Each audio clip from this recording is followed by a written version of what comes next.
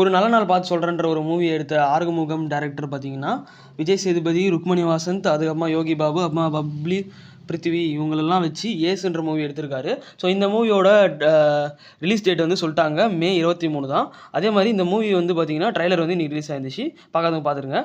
அப்புறமா ஆக்டர் சூர்யாவுக்கு வந்து பார்த்தீங்கன்னா கார்த்தி வந்து வெளியிட போகிறாரு அப்படின்னு சொல்லிட்டு பேசிகிட்டு இருக்காங்க. அது ஏன்னு பார்த்தீங்கன்னா சர்தார் 2 வந்து பார்த்தீங்கன்னா தீபாவளிக்கு தான் ரிலீஸ் அப்படின்னு சொல்லிட்டு சொல்லியிருந்தாங்க. ஆல்ரெடி வந்து பார்த்தீங்கன்னா சர்தார் 1 தீபாவளி 1 தான் ரிலீஸ் ஆயிருந்துச்சு. இந்த வகையில் சூர்யாவோட 45 மூவி வந்து ப்ராஜெக்ட் பார்த்தீங்கன்னா தீபாவளிக்கு வரலாம் அப்படின்னு சொல்லிட்டு பேசிகிட்டு இருக்கு. ஸோ அப்படி வந்துச்சுன்னா வந்து பார்த்தீங்கன்னா 2-3 படங்களோட சூர்யா வந்து கிளாஷ் வர்ற மாதிரி. அப்போ சர்தார் 2 எப்போ ப்ரோ வராங்கன்னு கேட்டிங்கன்னா பொங்கலுக்கு வர மாதிரி பேசிக்கிட்டு இருக்காங்க. பொங்கலில் பார்த்தீங்கன்னா ஆல்ரெடி நம்ம ஜனநாயகன் வந்து வெயிட்டிங்கில் இருக்குது. ஸோ அப்படி வந்துச்சுன்னா வந்து எப்படி கிளாஷ் ஆகும் அப்படின்னு சொல்லிட்டு பொறுத்து தான் பார்க்கணும். ஸோ இதை பற்றி இன்னும் அப்டேட் வந்து எதுவும் வரல, அஃபிஷியலாக வரல பார்த்தீங்கன்னா. ஸோ அதை வந்து பார்க்கலாம். ஓகே, எல்லைக்கை மூவியை தொடர்ந்து பிரதீப் ரங்கநாதன் வந்து நடிக்கிற படம் தான் பார்த்தீங்கன்னா அவரோட 4வது படம். ஸோ இந்த மூவியில் பார்த்தீங்கன்னா போஸ்டர் ரிலீஸ் பண்ணி கன்ஃபார்ம் பண்ணிட்டாங்க, தீபாவளிக்கு நாங்கள் வரோம் அப்படின்னு சொல்லிட்டு.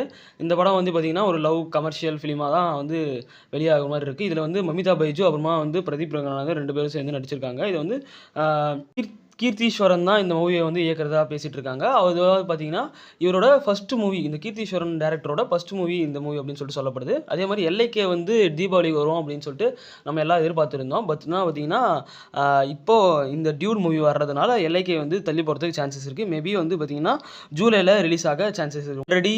ஆல்ரெடி தீபாவளிக்கு கன்ஃபார்ம் ஆன மூவி பார்த்தீங்கன்னா ஒன்று வந்து பிசன், அதாவது பிசன் வந்து திருவிக்ரம் நடிச்சிட்டு இருக்காரு. அதுக்கப்புறமா வந்து பார்த்தீங்கன்னா இந்த டியூல் மூவியும் வந்து இதுவாக இருக்குது. சூர்யா 45 வரதுக்கு வந்து சான்சஸ் இருக்குது அப்படின்னு சொல்லிட்டு பேசி.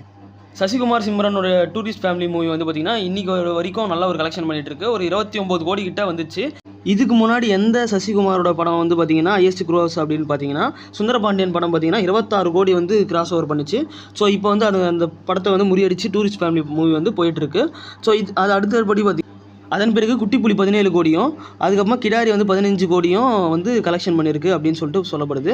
ஸோ இந்த டூரிஸ்ட் ஃபேமிலியோட படம் வந்து பார்த்திங்கன்னா சசிகுமாருக்கு ஒரு லேட்டஸ்ட் கம்பேக் அப்படின்னு சொல்லிட்டு சொல்லலாம். ஏன்னா அந்தளவுக்கு வந்து கிராஸ் ஓவர் பண்ணி போயிட்டுருக்கு. இந்த 10வது டே மட்டும் பார்த்திங்கன்னா 5.1 கோடி வந்து கலெக்ஷன் வந்து பண்ணியிருக்கு இந்த மூவி வந்து.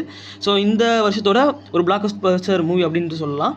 நல்ல கலெக்ஷன் வந்து பண்ணியிருக்கு. ஏன்னா டீசெண்டான ஒரு பட்ஜெட்டில் எடுக்கப்பட்ட ஒரு படம் வந்து பார்த்திங்கன்னா இந்தளவுக்கு ரேட்டிங்கோட படம் வந்து நல்லா இவ்வளோ நாள் ஓடிட்டுருக்கு. அதுவும் வந்து இவ்வளோ கலெக்ஷன் பண்ணியிருக்கு தமிழ்நாட்டில் வந்து பார்த்திங்கன்னா அது வந்து நம்மளுக்கு ஒரு தமிழ் இண்டஸ்ட்ரிக்கே ஒரு வந்து பெருமை தான்.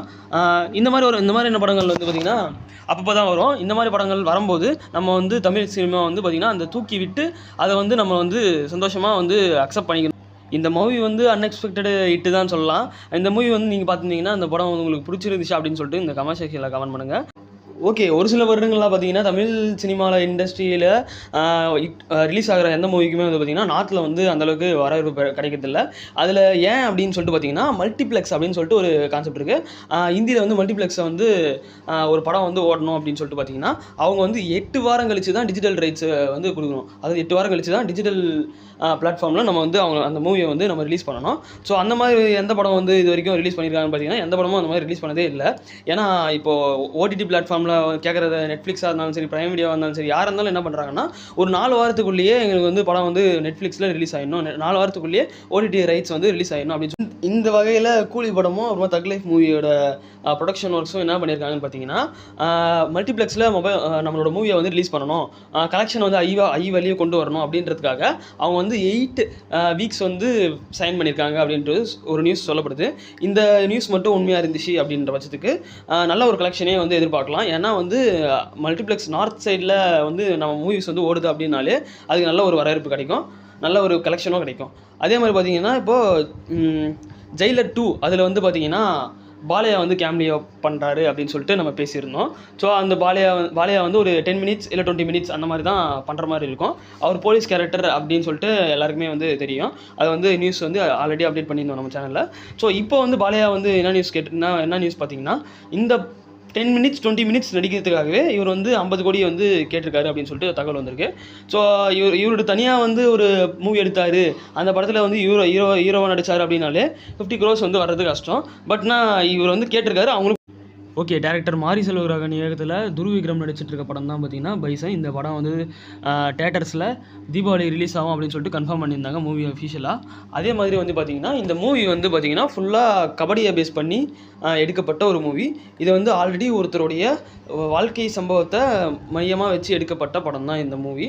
ஸோ இந்த மூவியில இல்லாம இந்த மூவியோட ரியல் டைம் தூத்துக்குடியை சேர்ந்த கணேசன் அவர் வந்து பார்த்தீங்கன்னா, தேசிய, ஆசிய அளவில் பங்கேற்று வெற்றி பெற்றவர். ஸோ வெற்றி பெற்று கவர்மெண்ட் மூலியமா ஒரு அர்ஜுனா விருது வந்து வாங்கியிருக்காரு.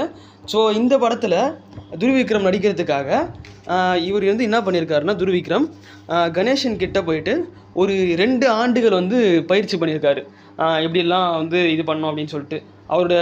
ஏன்னா இது வந்து சின்ன வயசு படமாக எடுக்கிறாங்க. அப்படின்னும்போது அவர் ஒரு ஆதரவோட எடுத்திருக்காரு இந்த படத்தை. Okay. This video is sponsored by Bymod e shopping app. மற்ற இ ஷாப்பிங் ஆப்பை கம்பேர் பண்ணும்போது இந்த ஆப்பில் பார்த்தீங்கன்னா நிறைய ஒரு பெனிஃபிட்ஸ்லாம் இருக்குது, டிஸ்கவுண்ட்ஸும் இருக்குது. டிஸ்கிரிப்ஷன் லிங்க் இருக்குது, செக் அவுட் பண்ணி பாருங்கள்.